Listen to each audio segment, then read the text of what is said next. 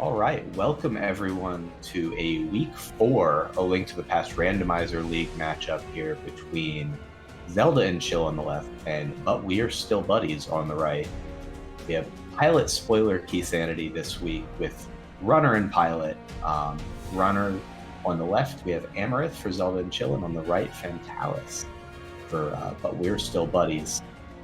Pilots are in the background for each of them. I'm Maniacal. I'm joined by Lucian on commentary. Lucian, how are you doing tonight? I'm doing great, Maniacal. How are you doing? Oh, I'm doing fantastic. I'm actually really hype about this matchup. It's two teams that are each at 12 points right now. Each have 4 wins, so a very even matchup, very compelling matchup. And so I'm really looking forward to this. I'm also looking forward to seeing what these names are that are coming. We have some "It Is Me" smiles and something butt buds. I think we need to blur Amarith's name. I can't read the first part. My ability extends only to English characters, so I don't know. It's kind of already blurred for me. Your guess is as good as mine. Let's spend the entire race just trying to decipher what it is. That sounds like an equitable use of time for sure. The first part, Yoinker's wife, our restreamer. Thank you, and shout outs to Yoinker's wife for the restreaming, getting this one off the ground. It says Amarisu. So Amarisu butt buds. I can read only the butt buds part. I'm just gonna have to defer to chat on that one. But yeah, both teams 4-2 right now. This is the first match of 2 matches between them this week. So both are really in a tie for second place in the Thieves Town division, behind Team Elf, and are going to be looking to break that parity, trying to score enough of those points to be in good shape to make a playoff run. Yeah, it's always exciting to see 2 teams on top of their game go at each other. Makes for quality entertainment. Yeah, we're at the point in the season now where teams have really started to differentiate themselves. We're seeing some teams thrive and some teams struggle, and some teams are really starting to rack up a lot of points and put themselves in good position to at least look at what it would take to make into playoffs. Of course, each division is 8 teams, and only 2 teams from each division are going to make it through to the playoffs. So really cream rising to the top on who's going to get to make it to the postseason here for League and the Open League.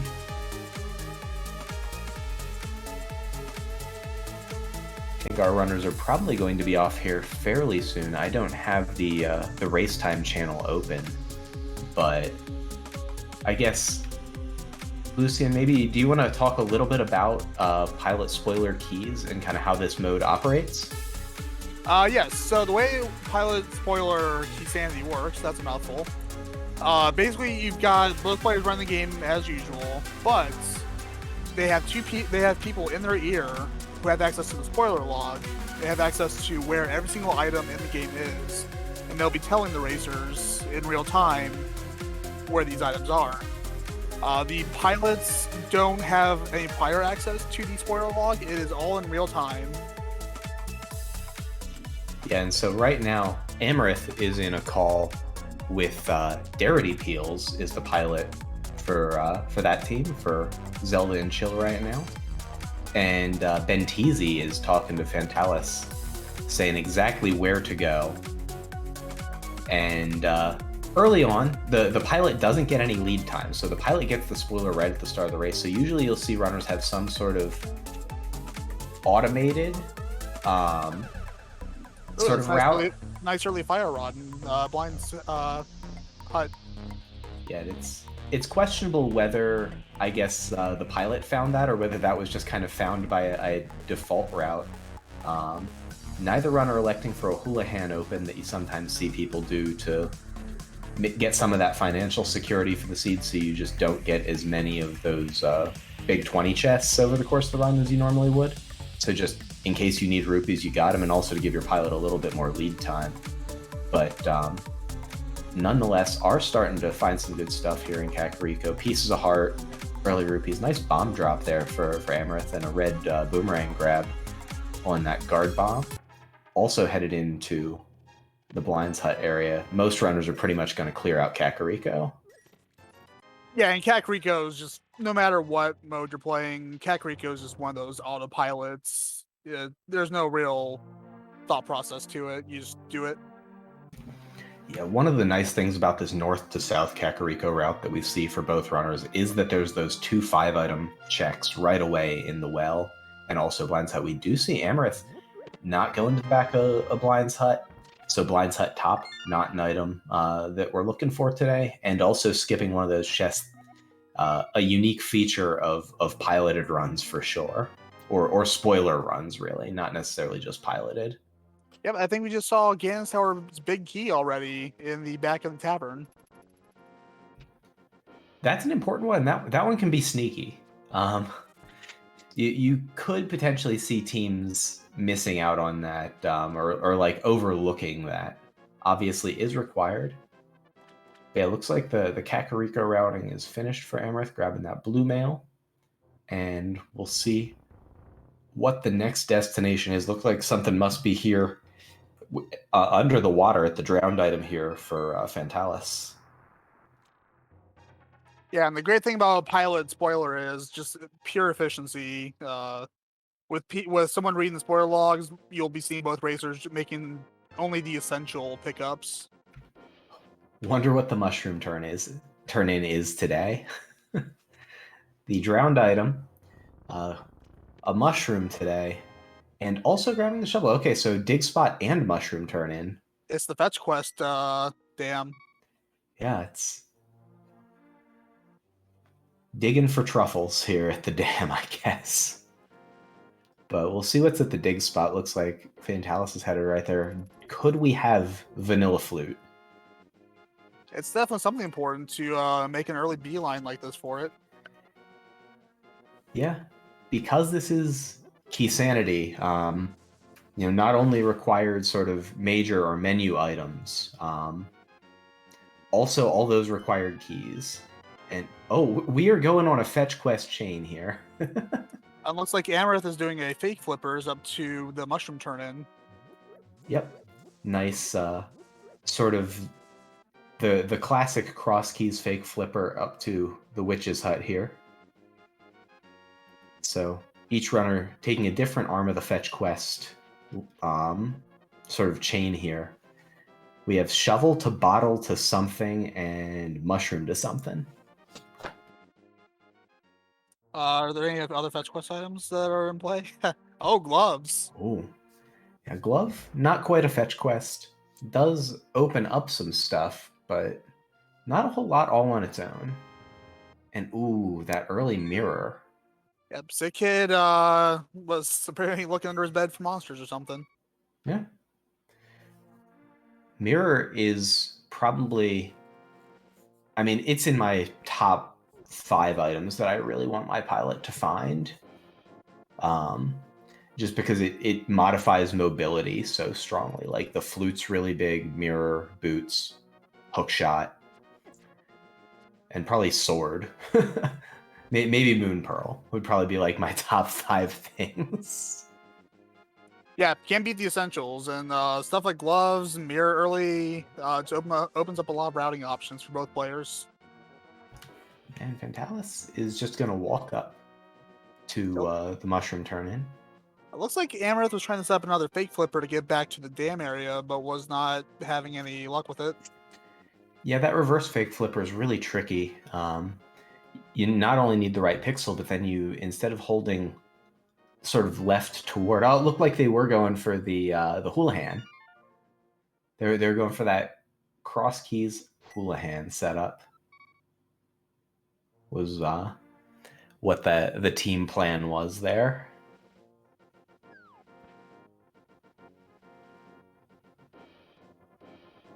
Looks like Fantallis said, nope, I thought he was going over to Eastern. Never mind.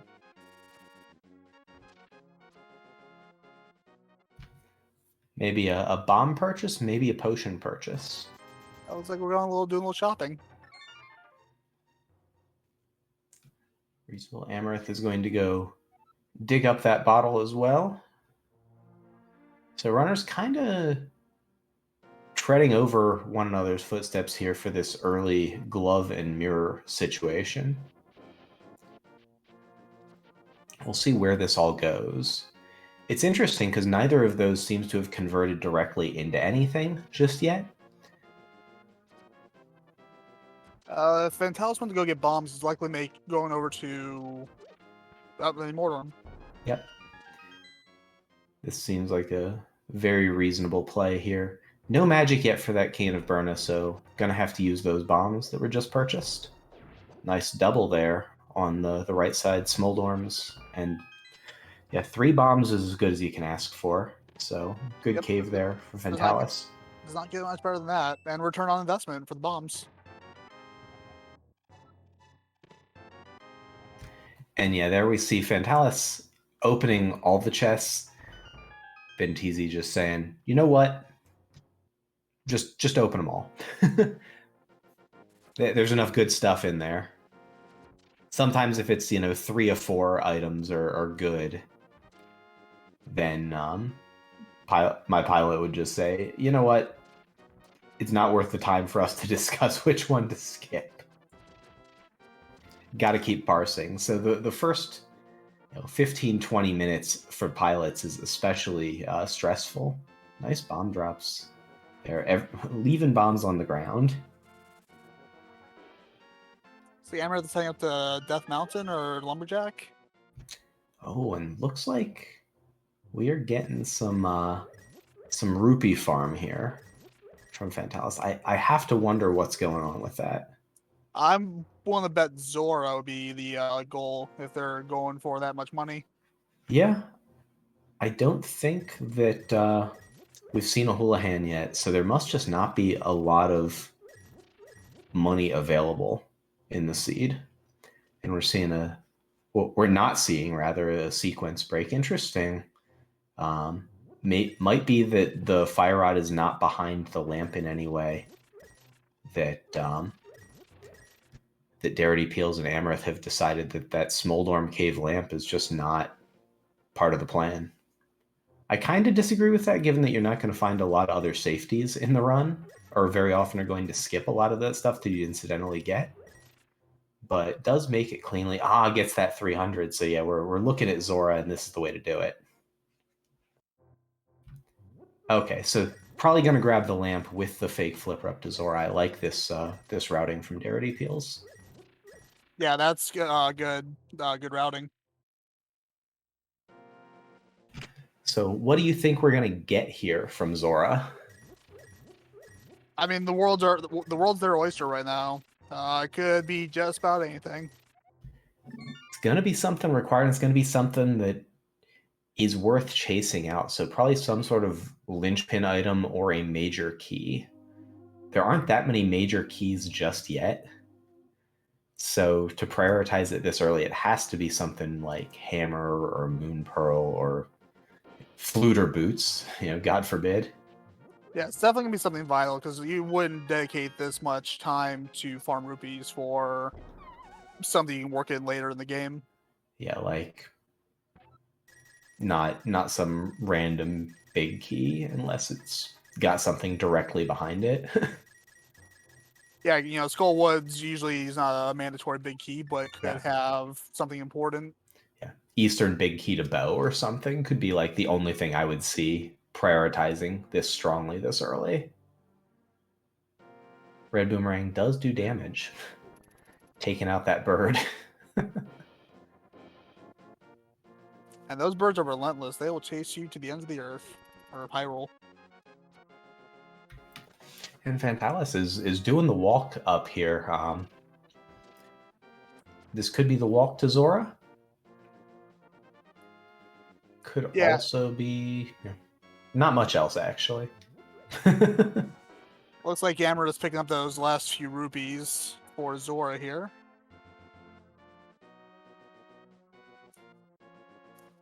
And not that it might not factor into their plan at all, but no Moon Pearl means no Waterfall Cave check just yet.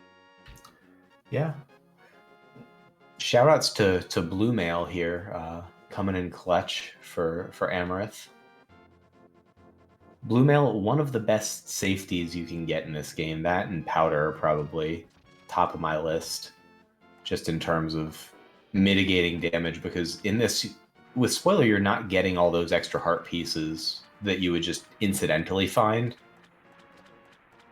Yeah, and that comes down to a lot of trust between the pilot and the racer. The pilot trusting their runner enough to go into potential dangerous situations with low health.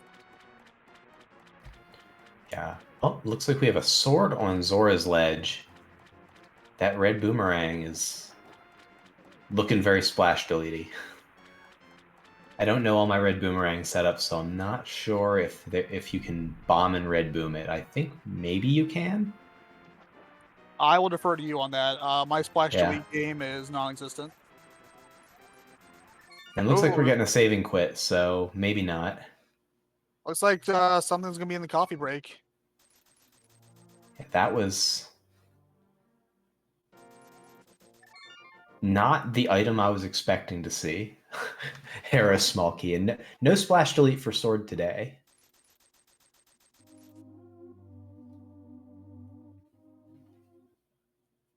I would have probably walked over there and seen if maybe some bombs and a red boom would get it done, but I'm sure it wouldn't work.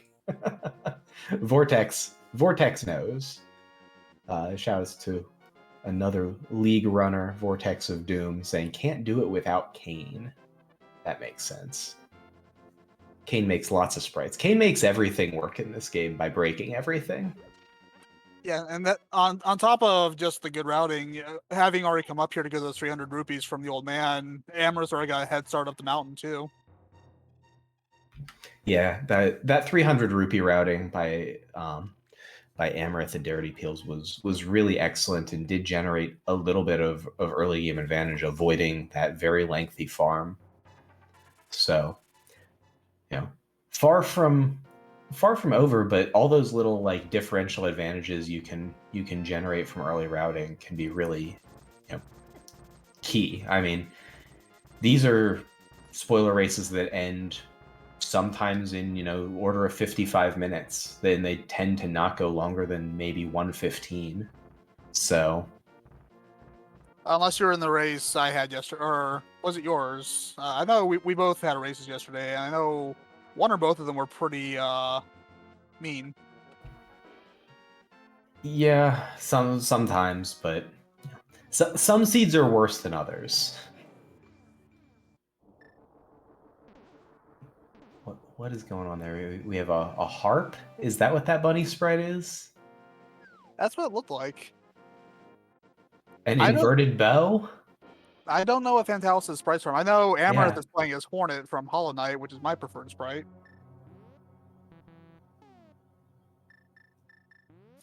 Ooh, having the hook shot. That was probably worth the trip. Okay, the sprite is Bow. Our tracker Oro is also keeping track of the sprites. So shout outs to our tracker. We have hook shot, and that's going to get us across the mountain. So that is some clean planning by Dirty Peels. Well, both racers, honestly. No, this has been. I can't overstate how thankful I am to not have had to figure out early game routing on spoiler. Like it's a nightmare. That spoiler gets just like dropped on the pilots out of nowhere as the race starts, and they have to cobble something together real quick. And so having an early game route that is anything but complete spaghetti is very fortunate, and that is unfortunate for Amarith. Very unfortunate.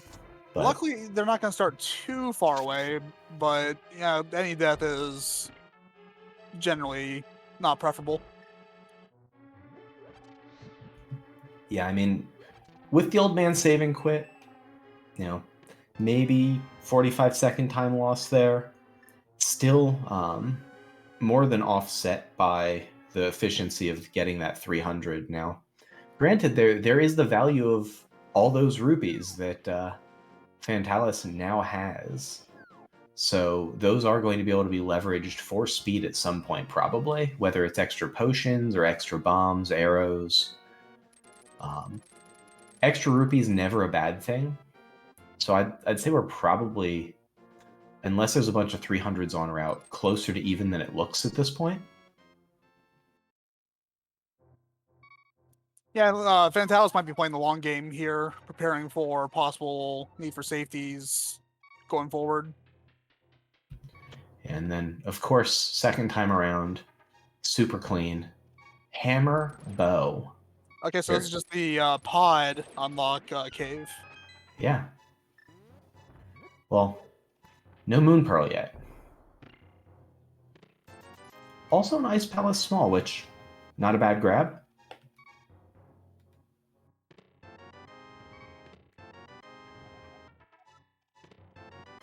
Oh, Fantallis cleaned out the caves. I'm wondering if they had just planned for that and the Castle Tower is going to come into play, or if that was if they planned for it, didn't plan for it, and just cleaned out the whole cave. Yeah, Castle. I mean, I can't imagine that, Amarith's pilot Darity Peels would look at the spoiler, send Amarith to Paradox Cave to the top 5 chests, and then say specifically, don't open this one without checking that the Castle Tower key was not needed.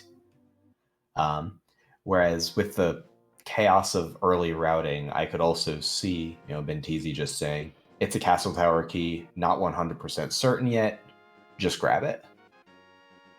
Just saying, grab everything, and then continuing to work out what else was going on in the routing. And here we do see Amarith is going to need to farm up some rupees. Yeah, and sometimes in those high density rooms, if the pilot hasn't checked it, you might as well just clean house. Old man with powder. So yeah, we're gonna farm up to buy the powder, and those rupees. Money is time, I guess. In this sense, we're transmuting our extra farms early into a little bit of a time save, avoiding this farm that we see Amarith doing. Yeah, I would say, rupee farming can be time consuming, but Fantallis is looking a bit better in hindsight. Yeah, I mean, if you know that you need, so many rupees by the time you get to some point in the route where, like Zora for 500, you're going to need pod entry. Probably it is a pendant, so maybe not. You're going to need bottle vendor for 100. Like that's already with only 525 available between the old man and Zora. That's already, you got to find rupees somewhere.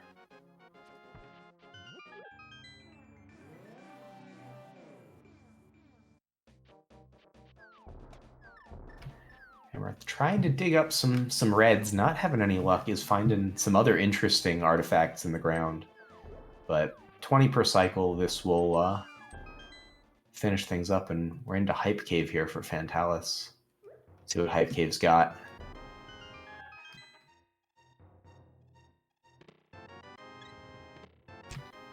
Oh, 3 full hearts. Hard cave. That is some value. That is an optional thing. That is something that someone could conceivably skip, but the value of 3 full heart containers in spoiler, that is awesome. Yeah, 3 heart containers in one room. Doesn't matter what mode you're playing, you just always take that. Yeah, I would be very upset. I would be very upset if my pilot left 3 hearts in Hype Cave and didn't tell me about it. So we got our Eastern Palace big key from Stumpy. Yeah, so bow, lamp. Don't have any small keys yet for pods, so Crystal Eastern. We'll see if there's any pendant pod action.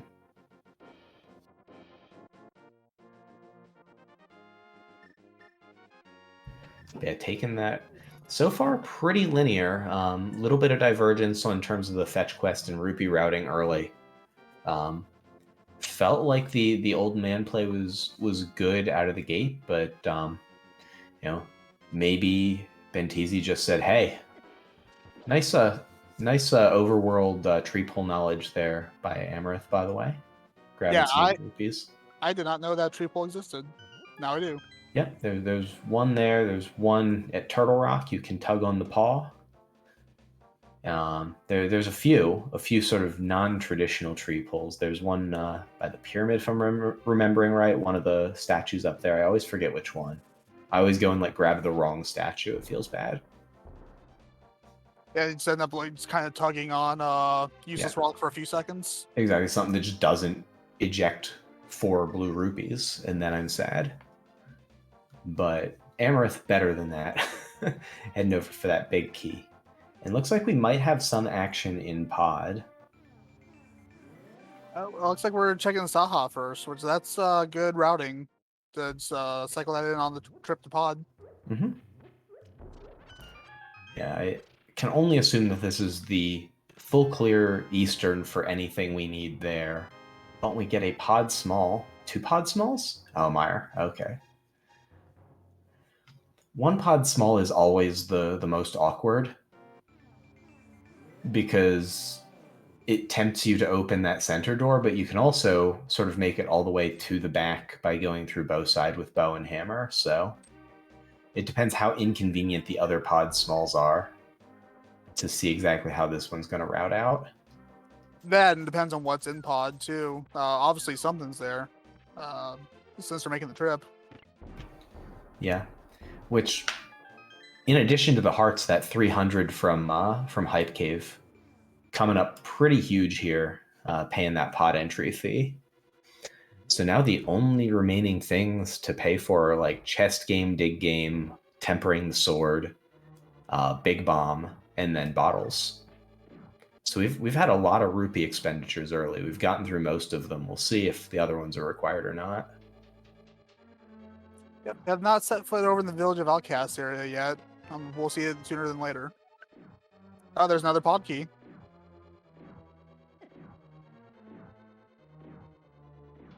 So 2 pod keys opens up a lot of options. My pod key routing is not the best, but 2 keys would get you through most of the dungeon if you plan your route well. Yeah, two keys, and you can see everything if you're willing to throw it back. But of course, we don't need to scout anything. But it depends on what our runners want to do. They're going to get what they need out of it and not more.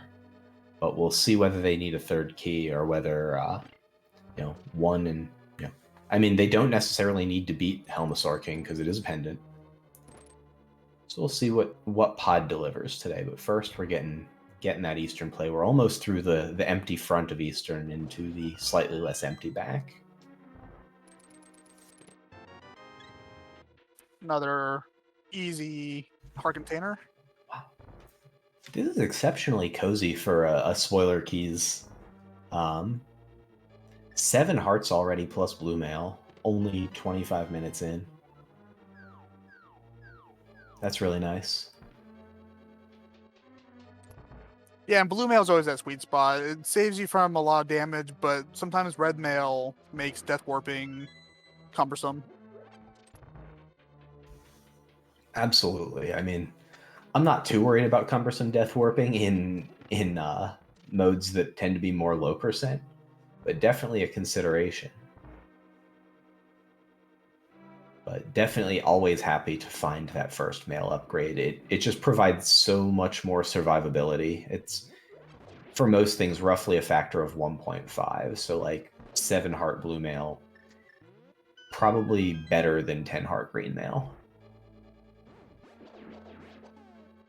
Nice Cane of Burna here to clean out those popos.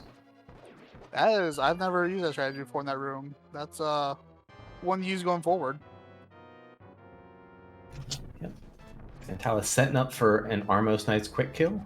So far, so good. And ooh, the And Pegasus boots on Armos. it's a good one to route to pretty aggressively, so far, everything kind of similar between our runners.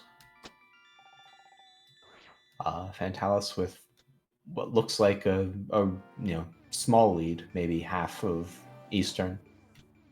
Yep, 26.5 minutes in, we've got our first crystal on the board.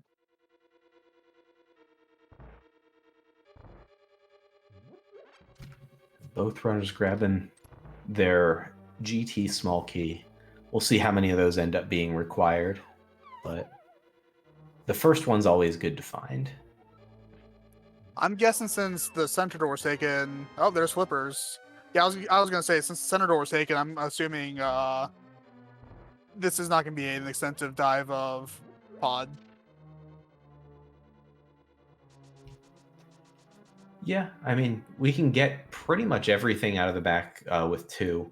The only things that we're going to need to leave behind here are the vanilla big key location and the harmless Hellway location, assuming that Hammer Yump is on the table. Which has got bombs equipped, so I'm guessing, yep, looks like Hammer Yump is going on. And nothing else useful in the back, or we're going to have to traverse back through, because we're going to get locked behind this key door, so I guess it's just the Dark Maze. Also, on the arena ledge, or bridge, sorry, the ever-important Swamp Small Key. The small key that acts like a big key. It's the small key that you are, in most seeds, happiest to see. Oh, looks like one of the Armos Knights got away from Amarith, unfortunately. Yeah, that's how my Armos Knights quick kills tend to look. I'm out of practice for an MG. Looks like we got our silvers for Fantallis. Okay, and then over to bow side.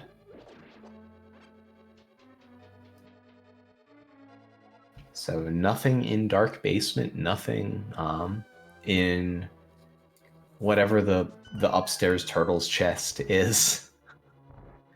That's the other thing about spoiler, is that the names of the rooms in the spoiler log are not the names of the rooms that most people would normally refer to them as. Like compass chest and map chest are in all the dungeons, and nobody remembers where those things are unless you're like prepped for specifically this. So we got a medallion. I couldn't tell which one. Yeah, it was a yellow circle. Looks like it's Bombos. Tracker says Bombos. I'll believe it. Can't use it yet, though. Still no sword. Thank you, Oro, for the Bombos. Yeah. So, with the flippers, though, that sword is now available. Yep, and that looks to be where Fantallis is heading.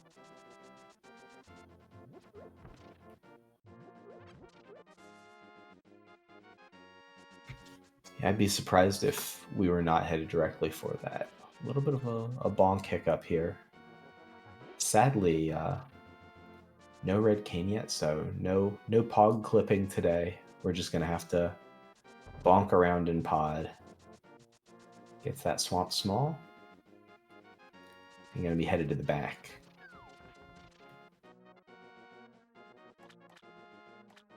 You mentioned Swamp Small is the small that's essentially a big key, which is funny because Swamp Palace is one of the few dungeons that the big key is non-essential sometimes.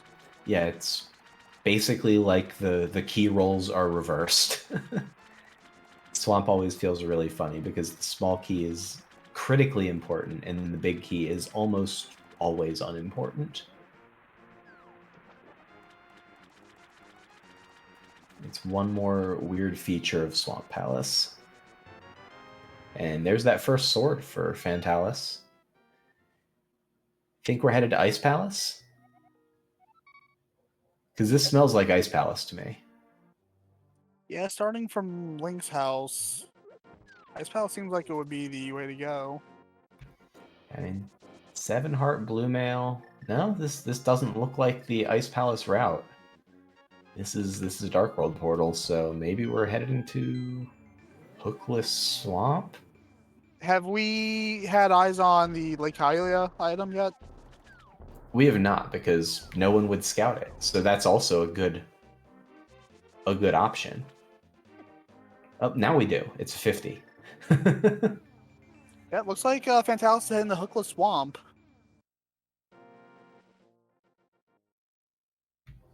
Oh, and yeah, we don't have the mitts to lift the rock to get to Ice Palace. I guess you need those. That would be a great reason to not go to Ice Palace right now, is you could grab that rock and then just stand there and say, "Gosh, I'm really silly." I've not quite that like that, but I've gotten early in my times playing Rando. I've gotten all the way to Cold Stare, only to realize, oh, I forgot the hammer. Yep, and I think most people make most mistakes in this game.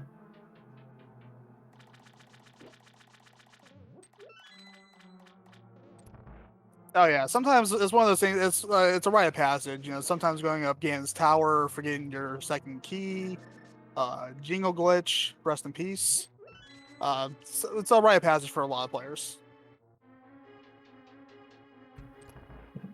Oh yeah, we do have the hook shot. So yeah, we're not Hookless Swamp. We're just doing Swamp. We needed the hook shot. That's what we were going to Hera to get. It was a linchpin in our early logic, and things go so quickly in this mode that I straight up forgot. But here we do have some substantial divergence for our runners, with Fantallis being routed into Swamp early and Amarith straight to Spike Cave. Going to take advantage of this Cane of Burna to please dash, please. I don't know if that was soon enough. This is gonna be a photo finish. It is not quite. Oh, not quite. I thought it wasn't even going to be that close, honestly. But that's going to have to be a bit of a route revision, because now out of magic. Let's see. There's the tree by Cac. What other good magic refills have we got? And Fantallis not going to opt for the diver down. Diver down or left side, so Yeah. left side's out. Yeah, I guess we don't want the drowned chests, so it saves less time then. Yeah, it looks like the audible is to head to Swamp. We'll have to wait and see what that Spike Cave holds. Oh, and Candace Mario is locked behind the diver down. Because of course it is. Waterfall chest, Haven, Cane. Yeah, and Spike Cave is one of those places you only go if you know something's there in a spoiler race, because you would not make that trip otherwise. Being asked about the stun drop, I believe stun drop is small decanter in this, so you can farm up some magic if we saw it right on Amarith's side earlier. At this point, I would probably say the best option, as Fantallis is doing, just to kill Argus, get that magic refill from the crystal. Oh, hard agree. Like, it doesn't make sense to farm up, 8 small decanters? Just to try and go back through Spike Cave. Unless it's an absolutely critical piece, like for the next thing you're doing, you just route it back in later.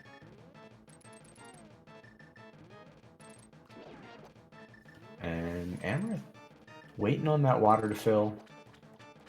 Heading probably to the exact same place, getting that cane. We'll see if any different strats are employed. The diver down would have saved a little bit of time. Not too much, though, but potential to make back a little bit of that time here in Swamp Palace. Oh, and did we see this chest from Fantallis? I don't recall. I don't think we did, but I could be wrong. We'll see where this ends up. Oh, so That's An a Titan's oversight Mid. on Fantallis' part, or did we I get it and we didn't check? I don't think we did. So I think maybe we're going back in. Maybe there's something that Fantallis wants on the left side that they're going to sort of route the south part of the dungeon in with doing left side. Yeah, No, Amarith looks like they're also leaving. choosing to not advertise this. Okay, so Fantallis is noping out or noping back in, thinking about it. Okay, no, Fantallis has Titans minutes. I just saw it on the. Oh, okay. So we just missed seeing it.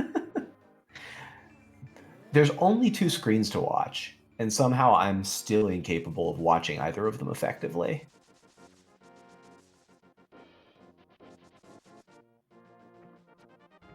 And Amarith picks up theirs. Canis Amaria.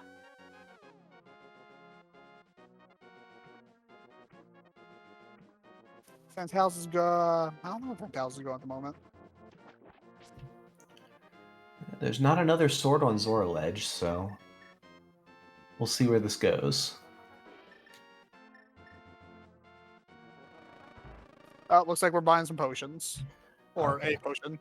Yeah, this looks like potential Ice Palace.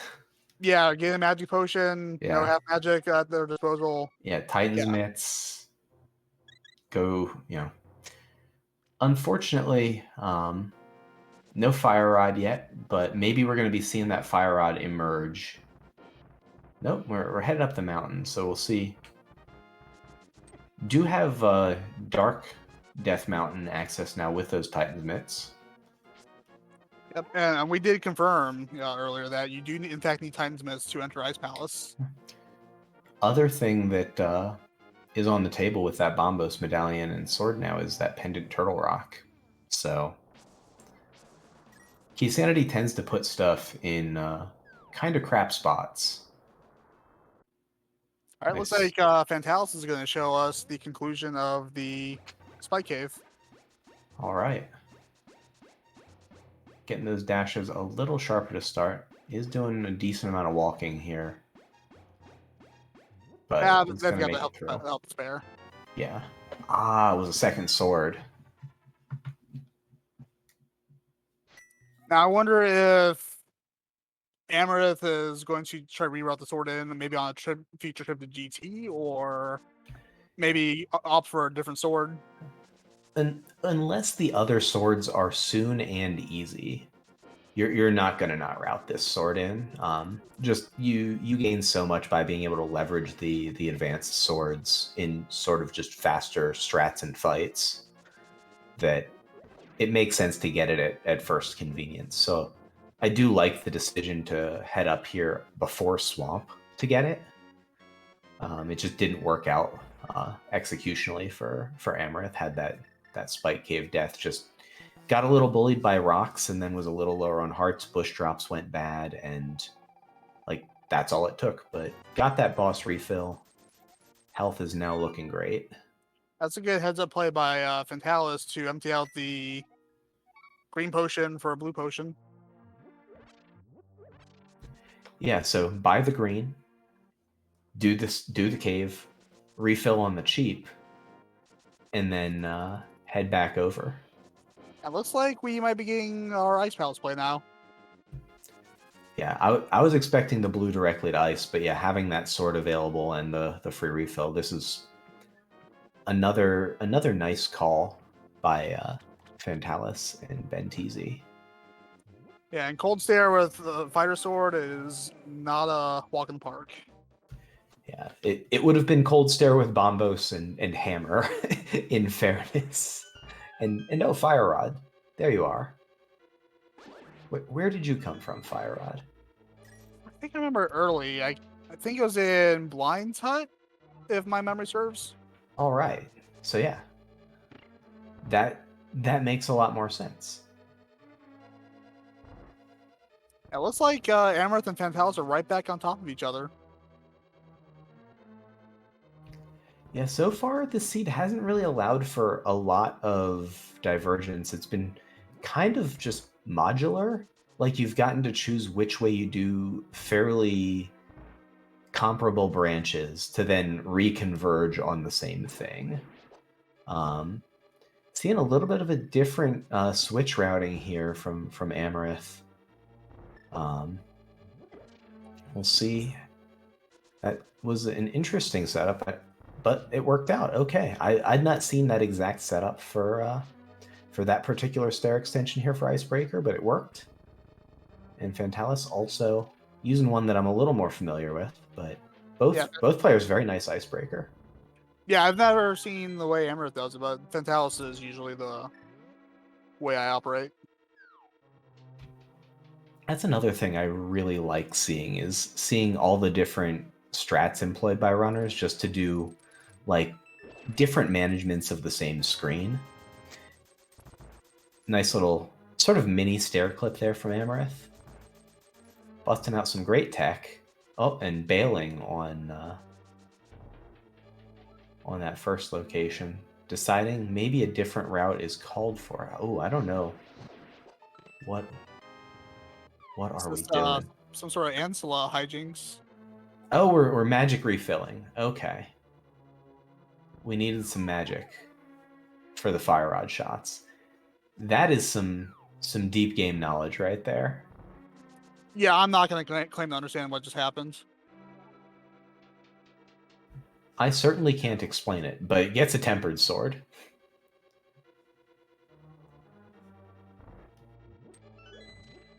I'm going to assume, based on what I do know, that involves some sort of Ancilla strats. Yeah, I mean we're overloading the screen with sprites and then spamming the Cane of Samaria, and somehow magic is the only way I know how to describe that. And Flute here in Ice Palace, both runners picking it up maybe 10 seconds apart, just from different directions. I'm definitely going to ask about that after the game, because that's something I'm interested in learning going forward. Yeah, Cane refills. Pretty big game. That was a great play by Amarith to manage a tough situation. So, generally, magic, ammo routing, money routing, and things like that are some of the harder things to get perfect in these pilot races. Just because unless you're communicating with your pilot, it's very easy to lose sight of like, okay, I only have one bomb. Now I need to be in Hype Cave. I need 2. What do I do? And then like you have to walk up and spend 100 rupees at like the bomb shop where the big bomb would normally be, and maybe you don't have the rupees at that point or something. Like there's everything exists on a razor's edge with routing in this, because you just don't have the extra resources you would normally incidentally get. Oh, and thematically correct, Cold Stare has the Ice Rod.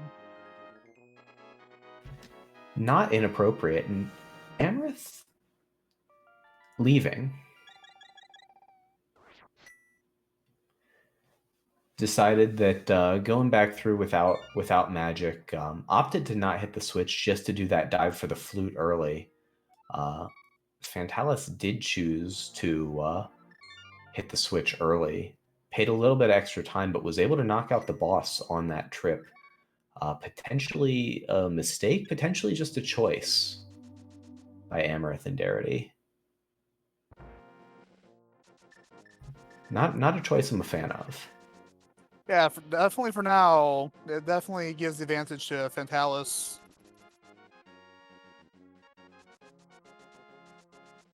But with the way randomizer works, sometimes there's greater forces at work with routing choices. Absolutely. I mean, again, because this mode is so low percent generally, you're really looking at a higher than average potential for time costly mistakes. Even things like Ganon deaths and things tend to happen more frequently just because you're going in so under-resourced. And our racers, once again, right on top of each other.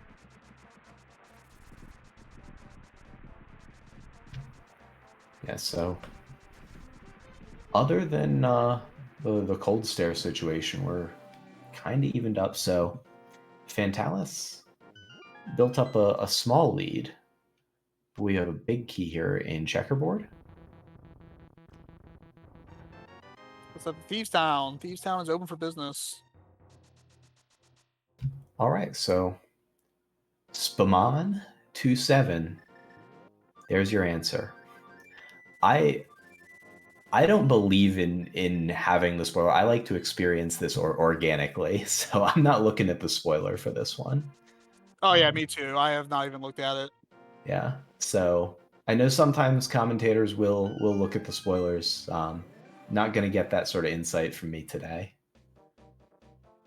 Definitely good for the tracker, but for a commentator, I like to experience it organically.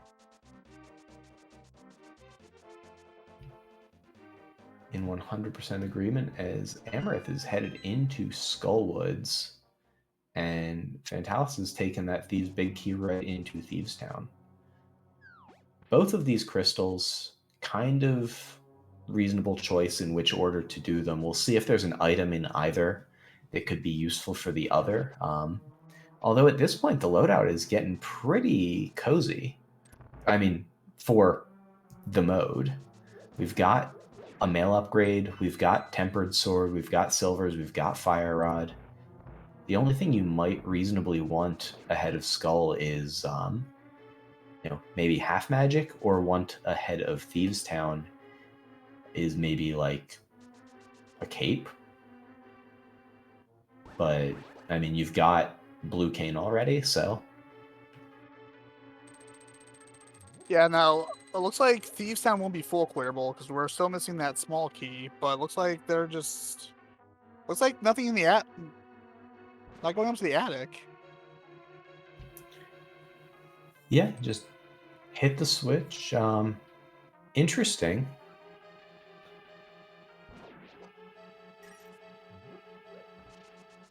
Now, if we're not blowing up the floor, we're not getting the crystal. But we'll see. We'll see if maybe we're taking the maiden to the attic.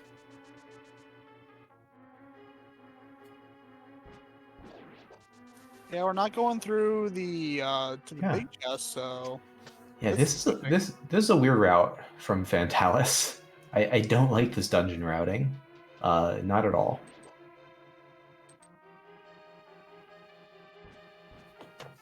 Oh, we do have a spooky maiden now.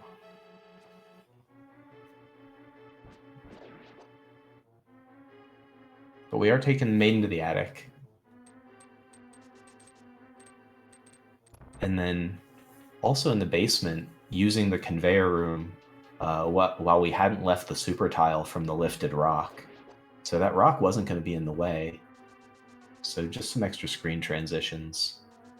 And while Fantallis is heading through Thieves Town, Amarith picked up their third crystal from Mothula. Yeah, again, pretty modular, the order in which you want to do these. Assuming that we don't need anything peculiar, right? We have the Desert Big Key. We have the Thieves Big Key. We don't need the Ice Big Key. We have the GT Big Key, and we have the Meyer Big Key, I believe. Yeah, we have the Meyer Big Key, so should be go mode for our runners. Yep, and we have at least one Ganon small key, which is all you need. So Fantallis is heading back for blind. Was that just a mistake on their part, or? Yeah, the maiden does not like the attic. Garrison is letting us know. She says it's too bright in here, and I'm going back to my dingy cell. Now, staying in that super tile, running through the room. I like this choice more. That's how you know blind is committed to the act. They just voluntarily go back to the cell and wait for you to pick them up again. It's the long game, okay? Okay, no Meyer Big Key. We're being let know. I thought we had it, but we'll see where it shows up. I can't catch these menus quick enough to see whether we've got it or not.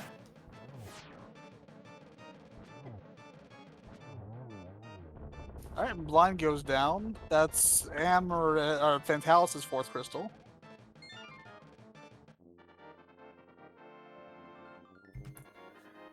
Yeah, the big difference here being that Zelda and Chill is going to have to re-dip Ice Palace to get that crystal off a Cold Stare. Yeah, and Cold Stare is a painful boss to walk back to. Yeah, there's no fast way there. It's not like going in to just kill blind, where like you don't have to do a huge part of the dungeon. You just got to redo Ice Palace. Granted, Samaria mitigates some of that walk back, but still, it's not a quick hike. Yeah, Icebreaker, just a strict improvement over every other way of doing that dungeon. Whether you want the items, whether you don't want the items, like Icebreaker should be your jam. Definitely has made Ice Palace less miserable, but still, even though it's now linear, it's still a long trek to get back into Cold Stare. See how Amarith does here with the blind fight. Yeah, we talk about pre-Icebreaker, Ice Palace, the way our grandparents used to talk about life before television or something. Yeah, maybe only slightly less revolutionary. You know, Icebreaker is the talkie pictures of 2020. Back when I played Rando, we did Ice Palace bomb jump and we were happy with it.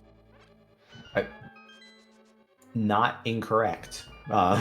We were totally happy with it because we knew what it was before Ice Palace bomb jump.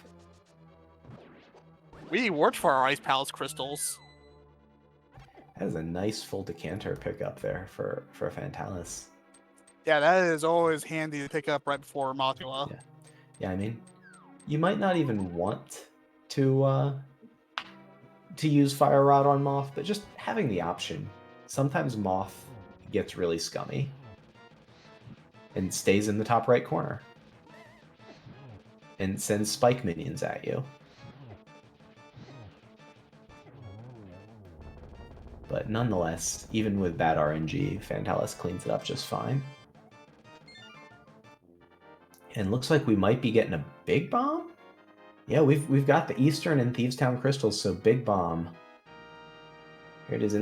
And somehow we've found more rupees on the route. So as rupee hungry as this seed has been, Zora, big bomb, pod entry for a pendant pod.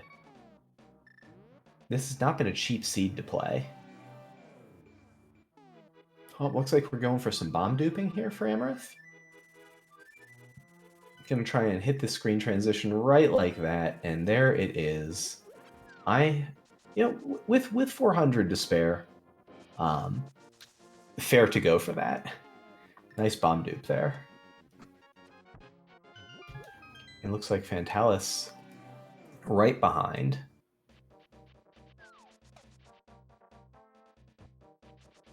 And there's our Meyer Big Key. All right, and we get a free green potion today from the fairy in the pyramid. Randomized refills different between the waterfall fairy and the pyramid fairy. But those are also things that the pilot can tell you, like, hey, when you're there, you can get a free green potion and never have magic trouble in Ice Palace again. Yep, looks like Amarith is making the cold and lonely walk back to Cold Stare. Meanwhile, pretty nice routing too. Desert and Myra will be able to be chained together in one go. Yeah, I love seeing how these pilot spoiler races come together. I hate routing them. I hate playing them. I like watching them. They're pretty cool races to kind of experience, but they're so stressful to play. And looks like we're just getting a saving quit. So Fantallis happy with whatever's in the bottle right now. Doesn't want the green, and is gonna run out.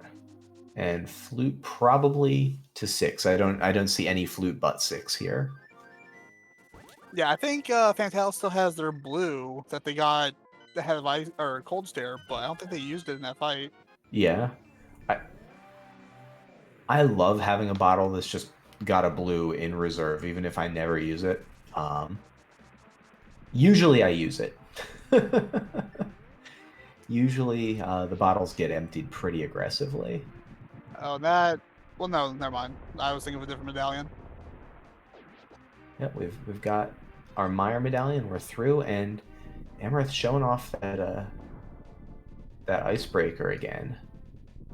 Kind of feeling around with that block, seeing where we can go. Can we get that 1 frame left input? It's being a little finicky.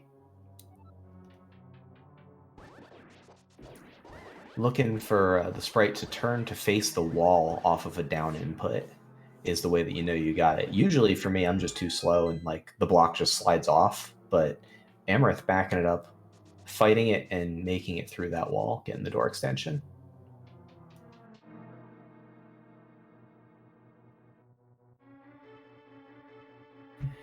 And Garrison, one of our other league runners, making a great point that Ice Palace is the cause of more spoiler losses than any other location. Very often, magic routing or cold stare deaths on low resources, like it's just a big chunk time loss. Absolutely. Meyer, where we're headed now with silvers, less of a thing, but the Vitreous fight, also one of those that's pretty deep through the dungeon. Yeah, And and I was unfortunate enough to die on the way to Vitreous in my game yesterday. I got boxed in by the Fire Snake and Anti Fairy, like right outside Vitreous' door. ooh, okay. I couldn't tell if there was a spooky setup for Fantallis, but looks like we are bombing through the wall. Um, and oh, I see what happened for Amarith. Had to reset the super tile because went for the NMG block push that sometimes just goes badly, where like you're in the block sprite, and sometimes you and the block both hit the switch. That's just a feels bad, but good backing it up.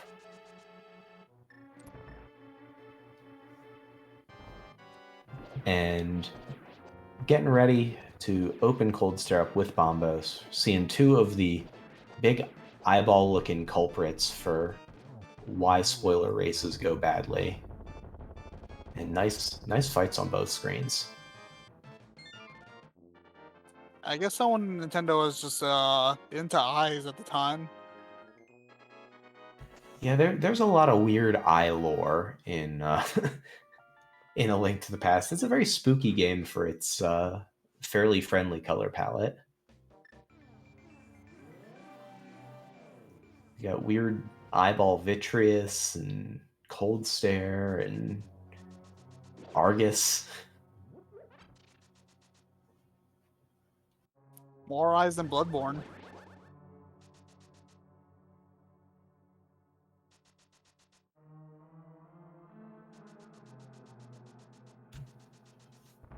Alright, looks Yeah. like Amarith is heading towards Meyer now. Yeah, it looks like just a little bit over a Misery Mire behind at this point. Fantallis looks like still in the same 7 hearts, so pretty much equal loadouts for the runners, kind of just a pure lead. Amarith with that green potion, Fantallis with what we believe is a blue. So, not a lot of differences between the runners at this point. Yeah, and that blue could be absolutely vital if they're making a low percentage run of Ganon. Oh, absolutely. Having any extra potion resources for the Ganon fight, I mean, you can just pursue much more aggressive strats if you have those backups, because Ganon hits pretty hard. Like, most of the things in that fight deal a decent amount of damage. So yeah, Amarith's taking a slightly different route to Vitreous. And nice silvers, Lanmolus for Fantallis. little bit of target practice for the silver arrows. Collecting 7th crystal, already has the Ganon's Tower big key. We'll see if there's any election to check anything in Ganon's Tower. Amarith is setting up a spooky using that nice bonk and then hook shot setup to get the block, but did sort of buffer that dash to fill the Ancilla slot to have that kicked up dust. So should have an altitude variable screwed up here. And there it goes. Okay. Saving a little bit of time here in the Meyer basement.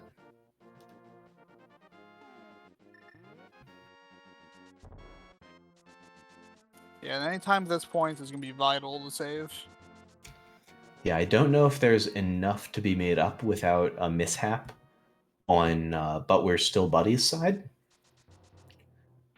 But overall, I mean, still, you grind out what you can, right? You just say, I can control my play, I can control what I can do, and, you know, I put my execution out there and then leave it up to my pilot and then put it on my opponent to not make the mistake.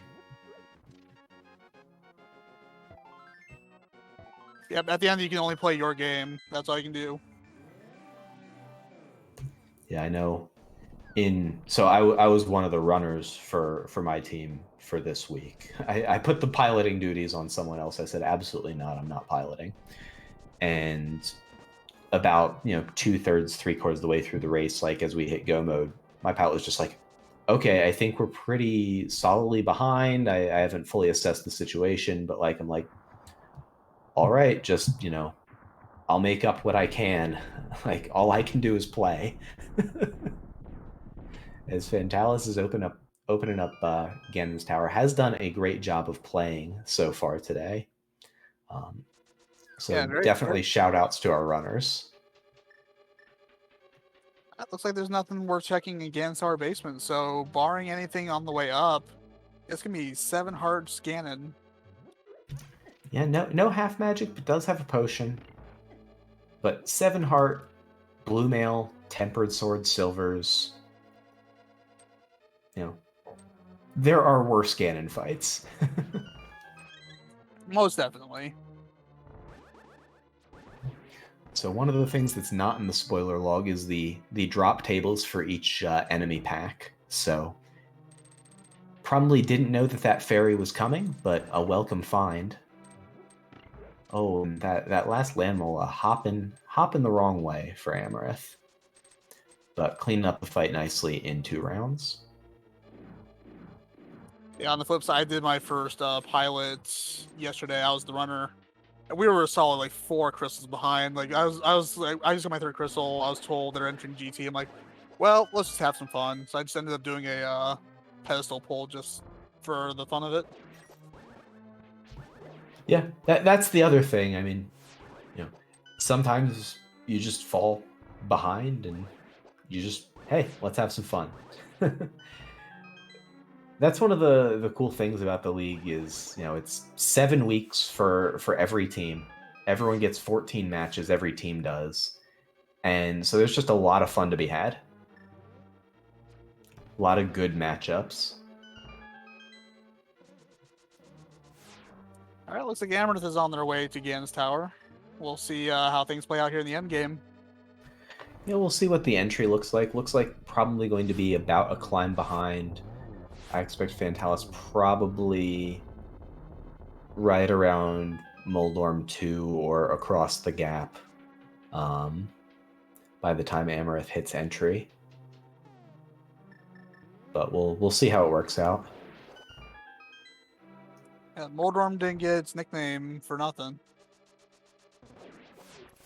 Yeah, there's definitely potential for upper GT mishaps. So don't wish those on our runners, but in one of my practices, I mirrored out of the attic of Thievestown instead of menuing to bombs, right? Weird stuff happens.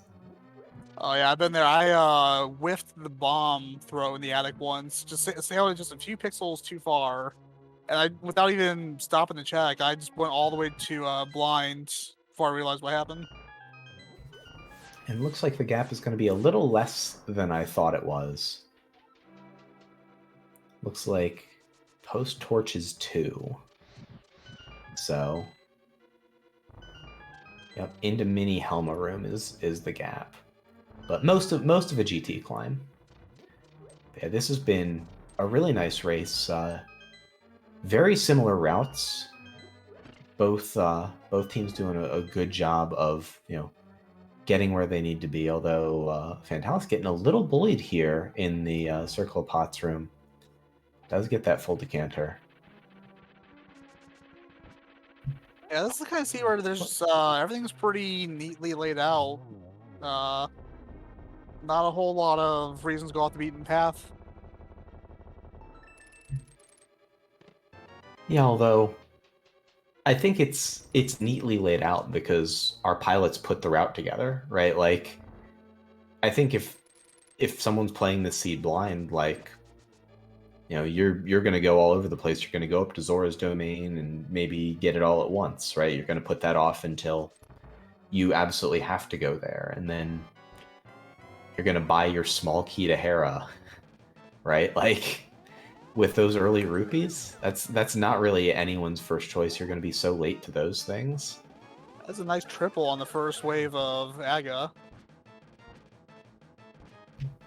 Yeah, and there is no health refill after this fight, so Fantallis might be on lower resources than intended into Ganon. I would, depending on what they're working on as far as information, there's a fairy in the bottom left tree right outside the pyramid. Takes a few seconds to get to. Yep, good old NMG safety bonk fairy there. I would probably tell my runner to go get it, and then my runner wouldn't listen to me and would execute anyway. But I feel like every time in co-op I've told my teammates to go get some safety, it doesn't matter who my teammate is. They've just been like, nah, I'm absolutely not doing that. And Fantallis, yeah, is going to use the blue potion rather than take the safety. Does not look like that was a 1-on-1, so is just going to tank the extra trident hit.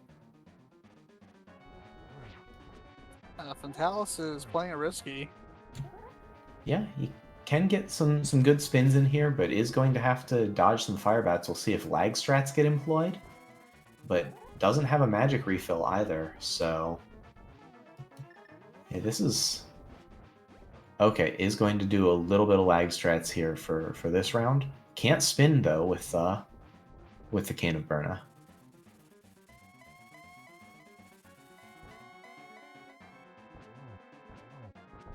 That looks like we're on the phase 3. Yeah, this is through the worst of the fight. So, fingers crossed that everything stays going. But Ganon is jumping all over the place. What a jerk. He's jumping because he's scared. Should be.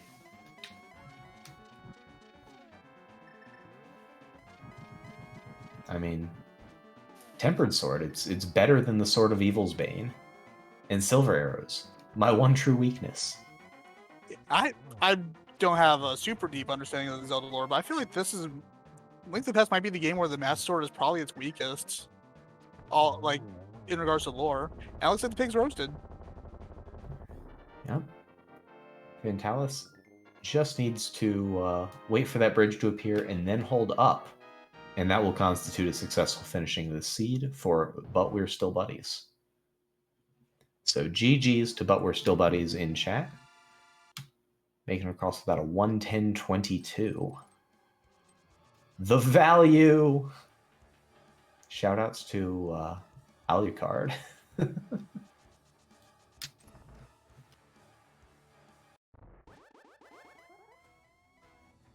looks like Amarith will probably just finish things out. You're right at the end, might as well. Oh yeah. Also getting that nice opening triple here on Agatu. Oh, a little bit better of a lineup than Fantallis took on that second arrangement.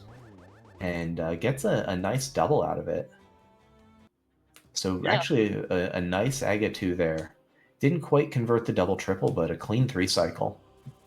And having much better health into the Ganon fight. Does still have that green potion, I believe, from the Pyramid Fairy refill. I believe so. With that in mind, I'd probably do some cape strats to just go ham. Pardon the pun, but go ham on Ganon. Yeah, where was that cape from? That is a good question. Because Fantallis didn't get it, and Amarith did. And I'm definitely a big fan of some cape strats here on Ganon, setting up for a nice 1-1. Or we can just bypass the cape entirely. Yeah, you know, why menu to cape when you could just pay 3 hearts and not? This is a very rapid Aga and Ganon fight for Amarith.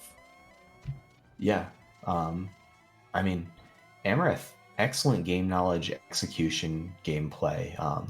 Really on both sides, but I feel with Amarith coming up on the short end of this particular race, just highlighting that for Zelda and Chill's run, excellently played,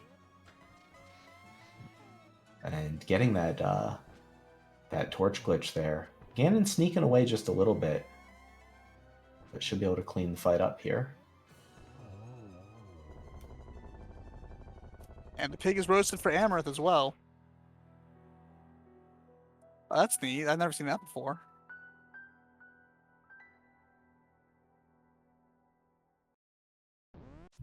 Yeah, we'll cross the bridge doing that little rebound dash. Ever swaggy. I've never seen that before.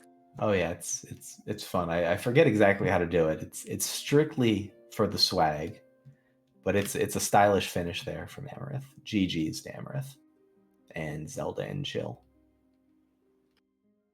See the Triforce turn 360 degrees and walk away.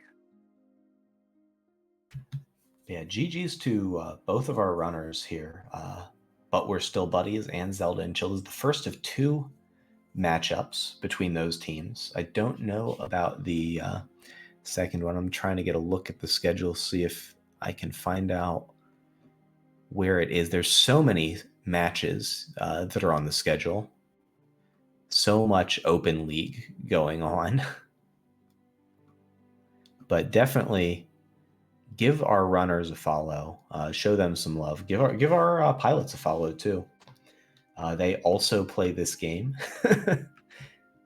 And we are joined by Amarith and Darity Peels. GG's. GG's. That was an excellent finish to a tough run, honestly.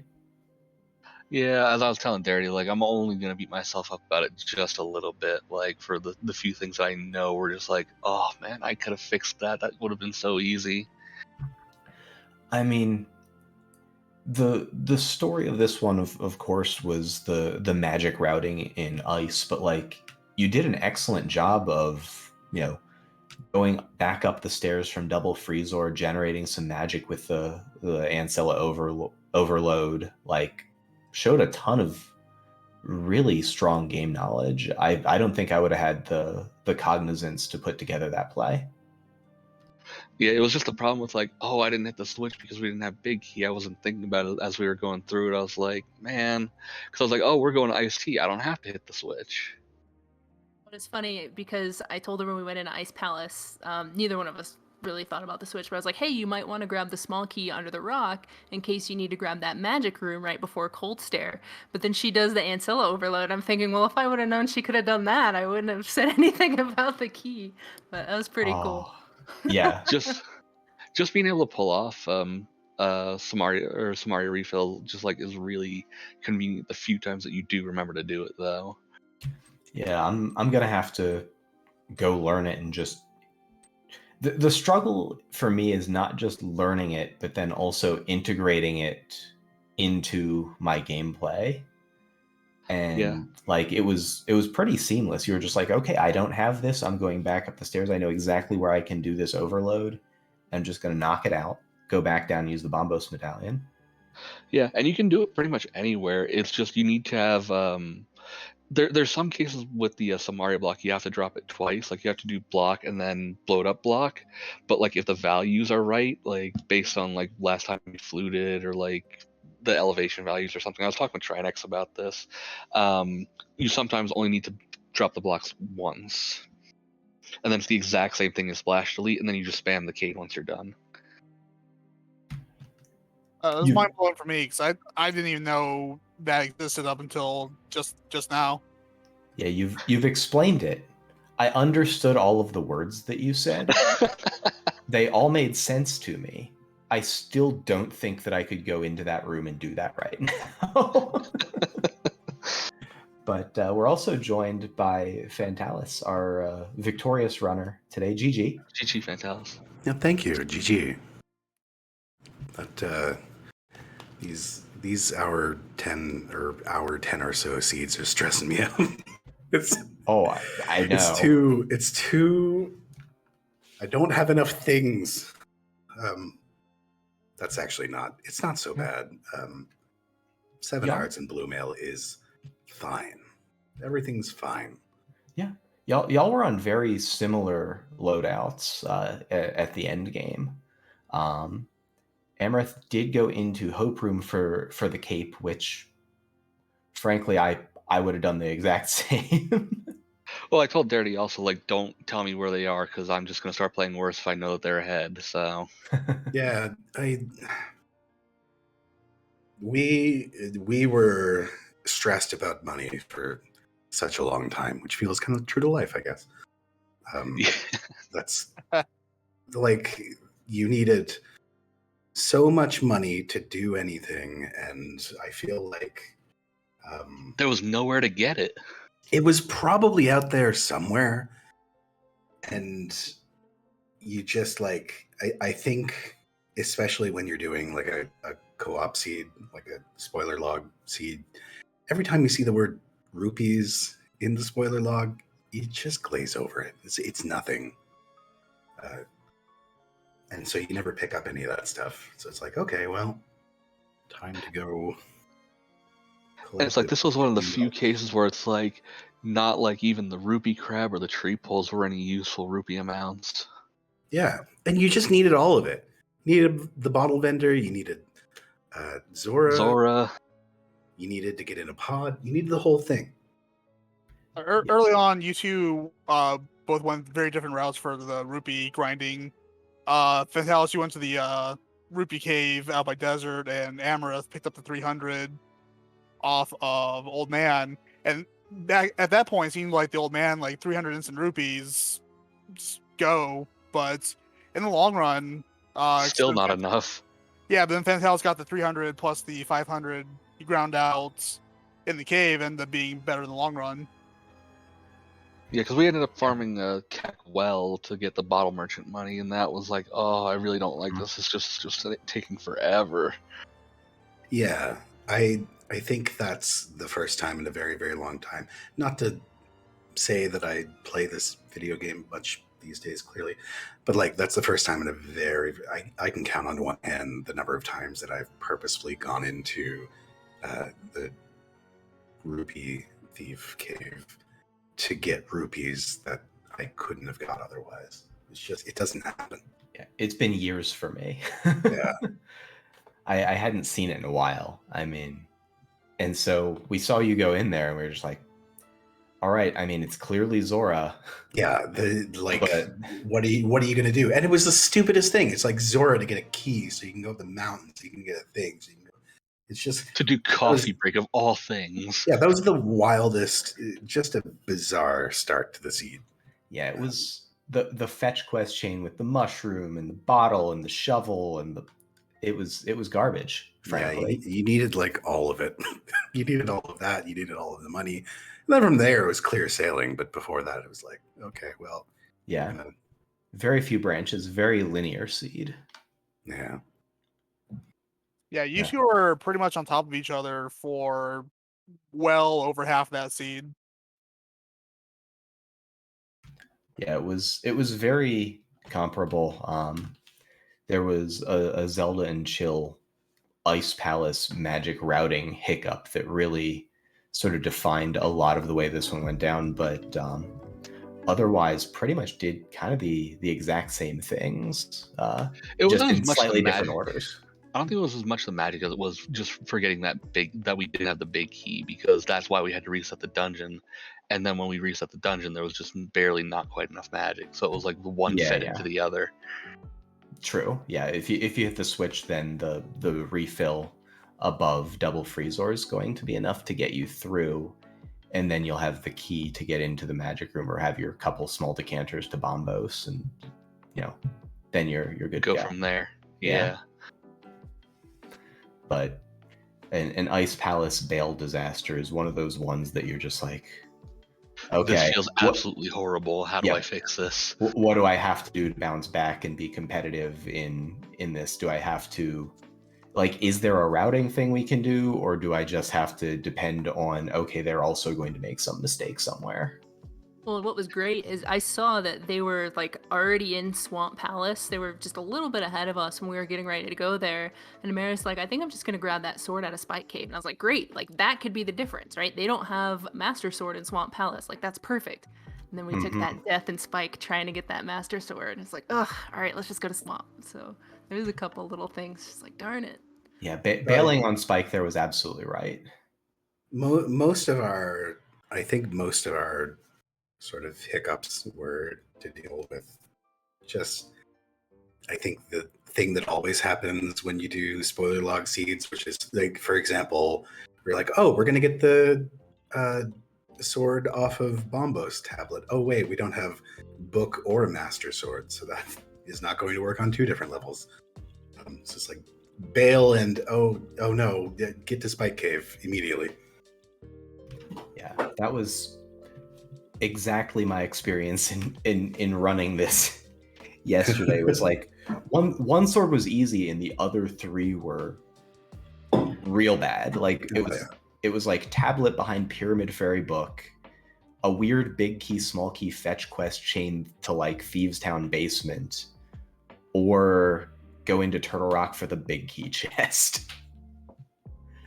It was just like, what is this garbage? What is Key Sanity doing to us?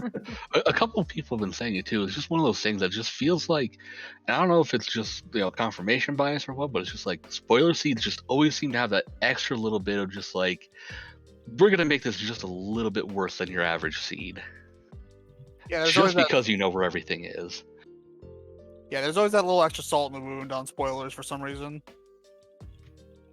And I feel like it has to be confirmation bias. It has to be like, okay, you spend more time processing, like, how do I deal with this bad thing that I know is coming, rather than like, when you find it organically, you're just like, okay, all I have left is the Thieves Town big chest, and you only suffer for like a minute with it. Whereas in spoiler, you spend 20 minutes suffering with, how am I going to route this garbage location in? Yeah, so I think it might just be that confirmation bias. I think you're just getting like half of the things that you would normally get, and it feels like you're doing a lot of really, really directed things that, rather than really go through the process of clearing places and having big chunks of the map cleared out. You're like very specifically going to a place for one thing so that you can very specifically go to another place for another thing, whereas otherwise you'd just sort of be clearing out huge swaths of stuff. I think it's just how it goes. Yeah, like you organically stumble into some of the things that would otherwise feel very bad. Yeah, exactly. Just in the course of doing a seed normally.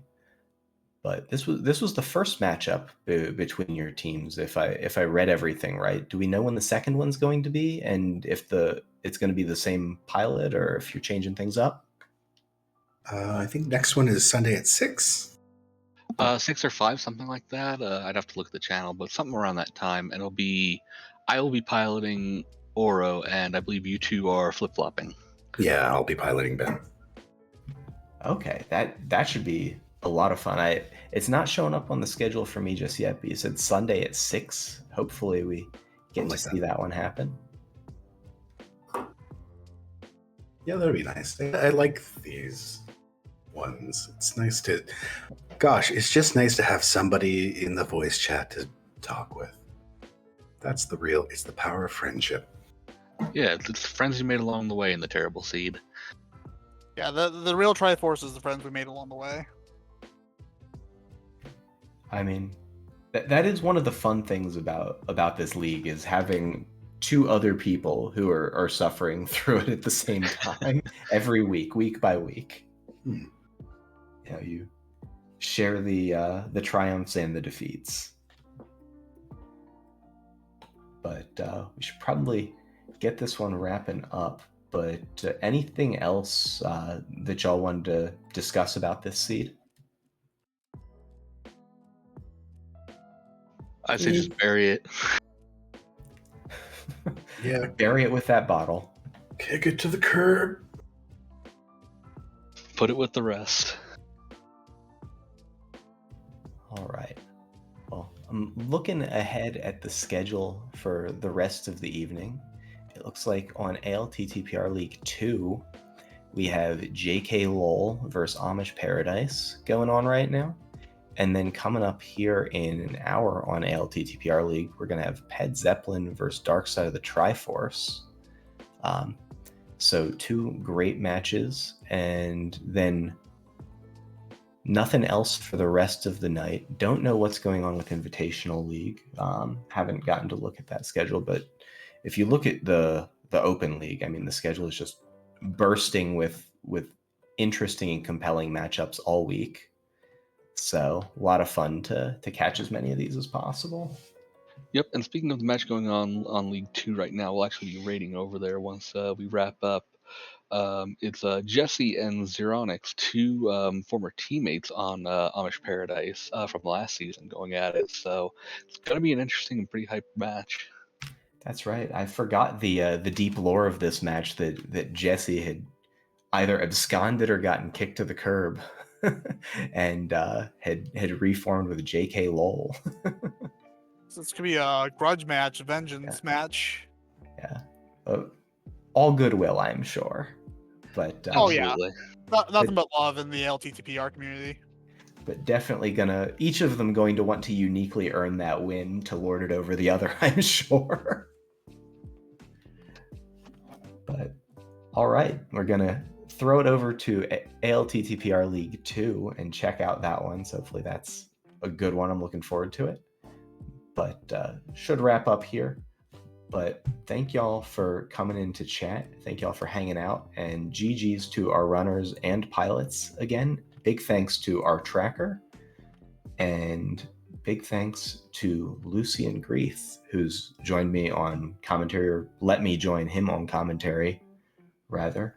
Maybe you want to close it out? This is my second time commentating. I don't know what to say to close it out. Perfect. Thank y'all. A goodbye usually goes pretty good. Yeah. Well, goodbye, everyone. Thank you for watching, and we will see you for the next match in about an hour or so. Nailed it.